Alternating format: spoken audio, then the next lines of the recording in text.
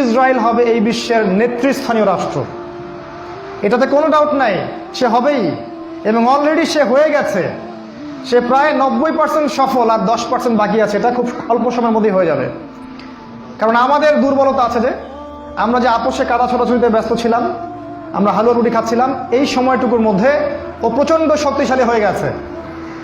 ওই ইসরায়েল থেকেই আজকে সারা বিশ্বের পলিটিক্স নিয়ন্ত্রণ করা হচ্ছে, ব্যাংকিং সিস্টেম নিয়ন্ত্রণ করা হচ্ছে, অর্থনীতি নিয়ন্ত্রণ করা হচ্ছে, মিডিয়া নিয়ন্ত্রণ করা হচ্ছে, পত্রপত্রিকাও নিয়ন্ত্রণ করা হচ্ছে, আদর্শ নিয়ন্ত্রণ করা হচ্ছে, সংস্কৃতি নিয়ন্ত্রণ করা হচ্ছে, এবং আপনার এই যে প্রযুক্তি, অস্ত্রশস্ত্র, এগুলো সেখান থেকে নিয়ন্ত্রণ করা হচ্ছে।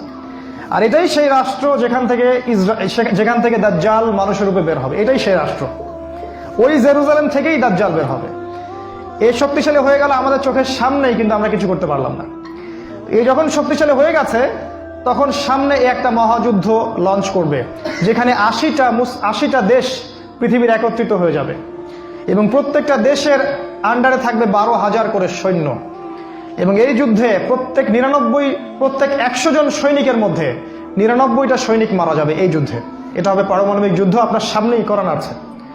এরা যে স্বপ্ন দেখায় ভিশন 20, 30, 50, 100, এগুলো সব বোগাস। এতদিন পর্যন্ত এই ওয়ার্ল্ড আর সার্ভাইভ করবে বলে আমরা মনে করি না। আল্লাহু আ'লাম বিসওয়াব, আল্লাহ পাক ভালো জানেন। আমাদের রিসার্চ হচ্ছে এতদিন পর্যন্ত ওয়ার্ল্ড সার্ভাইভ নাও করতে পারে, না করার সম্ভাবনা 95%। এই মালহামার পরে ইমামুল মাহদী আসবেন শেষের দিকে, এবং তিনি মুসলিমদের হাল ধরবেন এবং প্রচুর সংখ্যক মুসলিম এই যুদ্ধে মারা যাবে।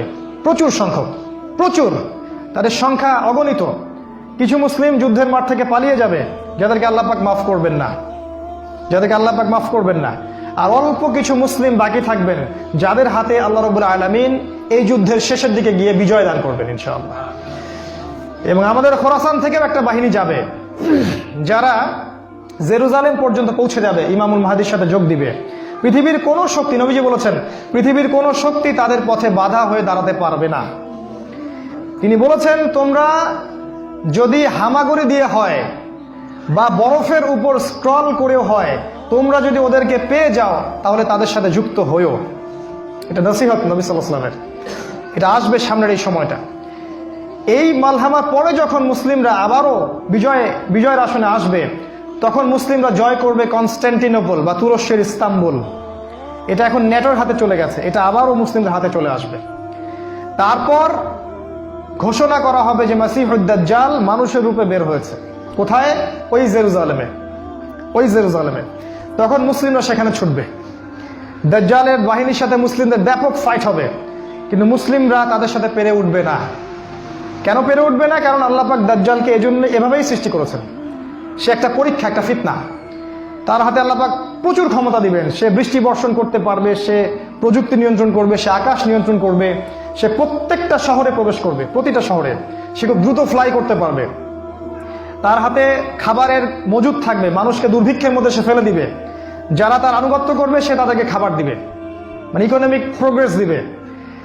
যারা ওকে অনুসরণ করবে সে তাদেরকে সোনা রূপা দিয়ে দিবে। যারা ওকে অস্বীকার করবে সে তাদেরকে দুর্ভিক্ষ দিবে, মেরে ফেলবে। এক কথায় যারা দাজ্জালকে অনুসরণ করবে তাদের প্রত্যেককে দাজ্জাল প্রোগ্রেস দিবে, উন্নতি অগ্রগতি দিবে, তাদের জিডিপি বাড়তে থাকবে এক কথায়। আর যারাই মাসিহুদ দাজ্জালের বিরোধিতা করবে তাকে সে একদম ধ্বংস করে ফেলবে, একদম ধ্বংস। অর্থনৈতিক দিক থেকে, শারীরিক দিক থেকে রাষ্ট্রগুলো আক্রমণ করবে, সে পুরো ম্যাসাকার করে ফেলবে। তার হাতে আল্লাহ পাক এরকম ক্ষমতা দিবেন। এজন্য মুসলিমরা তাদের সাথে পেরে উঠবে না। তাহলে কি হবে? আল্লাহ রাব্বুল আলামিন তখন মুসলিমদের দোয়া কবুল করবেন এবং ঈসা আলাইহিস সালামকে আকাশ থেকে পাঠাবেন এই পৃথিবীতে আবারও ইনশাআল্লাহ। এবং ঈসা আলাইহিস সালাম সিরিয়ার দামেস্কে সাদা মিনারের উপরে নামবেন এবং ইমামুল মাহদীও সেখানে থাকবেন। সেখানে ফজরের নামাজ পড়া হবে, ইমামুল মাহদী ইমামতি করবেন, আর এই ঈসা আলাইহিস সালাম পিছনে মুক্তাদি হয়ে থাকবেন। এটা আমাদের জন্য গর্বের বিষয়। এরপরে ঈসা আলাইহিস সালাম বলবেন যে অবরোধ তুলে দেওয়া হবে, মসজিদের দরজা খুলে দেওয়া হবে এবং ঈসা আলাইহিস সালামকে দেখা মাত্রই মাসিহুদ দাজ্জাল পালাতে শুরু করবে এবং দাজ্জালের বাহিনী অর্থাৎ ইহুদি খ্রিস্টান সভ্যতার সাথে মুসলিমদের যুদ্ধ হবে। নবী সাল্লাল্লাহু আলাইহি ওয়াসাল্লাম বলেছেন, হাদিসে শোনেন, নবীজি বলেছেন, লা তুকাতিলুনাল ইয়াহুদ, শেষ জামানায় তোমরা অবশ্যই ইহুদিদের সাথে যুদ্ধ করবে, অবশ্যই করবে।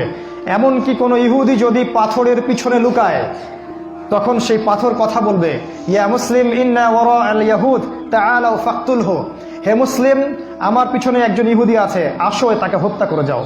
এটা পাথর পর্যন্ত কথা বলবে। ফিলিস্তিনের বাবে লুদ নামক জায়গায় দাজ্জালকে হত্যা করা হবে।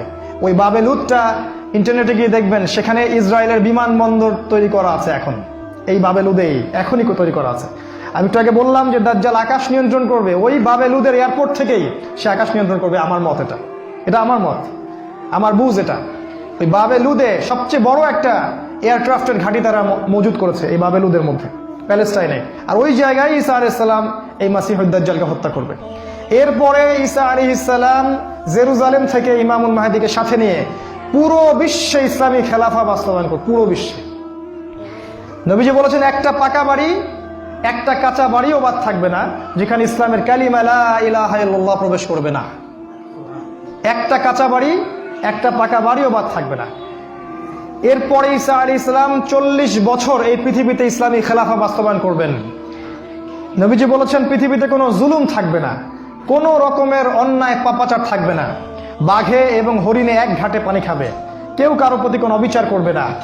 এক একটা ফল হবে বিশাল বিশাল, আল্লাহ পাক বরকতের দরজা সব খুলে দিবেন। প্রচুর বৃষ্টিপাত হবে, মাটি উর্বর হবে, প্রচুর সুজলা সুফলা হয়ে যাবে এই পৃথিবীটা। আবারও আগের অবস্থায় চলে আসবে পৃথিবীটা ইনশাআল্লাহ। কোনো দূষণ থাকবে না, কিচ্ছু থাকবে না ইনশাআল্লাহ। এই 40 বছর তিনি রাজত্ব করবেন, তারপর তিনি মারা যাবেন এবং তাকে দাফন করা হবে রাসূল সাল্লাল্লাহু আলাইহি ওয়াসাল্লামের কবরের পাশে। আর ইমামুল মাহদী আরো আগেই মারা যাবেন। তিনি 7 বা 9 বছর রাজত্ব করবেন, এই মুসলিম উম্মাহকে নেতৃত্ব দিবেন। এই অবস্থাটা সামনে আসতে যাচ্ছে। এই কথাগুলো আপনাকে কোনো সেকুলার মিডিয়া বলবে না, কোনো কাফের মিডিয়া বলবে না, কোনো পত্রপত্রিকায় পাবেন না। ইভেন এখন ওয়াজ মাহফিলেও এগুলো বলা বন্ধ হয়ে গেছে। এই কথাটা আমি কেন বললাম, শুধু এত যে বড় একটা কথা আমি বললাম, এত ডিটেলস বললাম, এটার কারণ একটাই, যাতে আপনি হীনমন্যতায় না ভোগেন। কারণ সামনের যে বিজয়ের সময়টা, সেটা আমাদের বিজয়ের সময়। কোনো সন্দেহ নাই যে এই সময়টা অবশ্যই আসবে, কারণ প্রিয় নবী মুহাম্মদ সাল্লাল্লাহু আলাইহি ওয়াসাল্লাম তার পবিত্র জাবান এটা বলে গেছে। আমাদের নবী সাল্লাল্লাহু আলাইহি ওয়াসাল্লাম তার অলৌকিক পবিত্র জাবান এটা বলে গেছেন। কোনো শক্তি নাই পৃথিবীর এই কথাকে উল্টে দিতে পারে ইনশাআল্লাহ তাআলা। অতএব এখন যে দেখছেন এই যে সেকুলারদের দাপট, এই যে কাফেরদের দাপট, নাস্তিকদের দাপট, মুরতাদদের দাপট, একদম সব ওদের হাতে। অর্থনীতি, রাজনীতি, এভরি সিঙ্গেল সেক্টর ওরা কন্ট্রোল করছে। এর কিচ্ছু অবশিষ্ট থাকবে না ইনশাআল্লাহ তাআলা। ওরা যতই চেষ্টা করে নিক না কেন, তারা ইসলামের এই অপ্রতিরোধ্য গতিটা থাকাতে পারবে না ইনশাআল্লাহু আযজা ওয়া জাল্লা।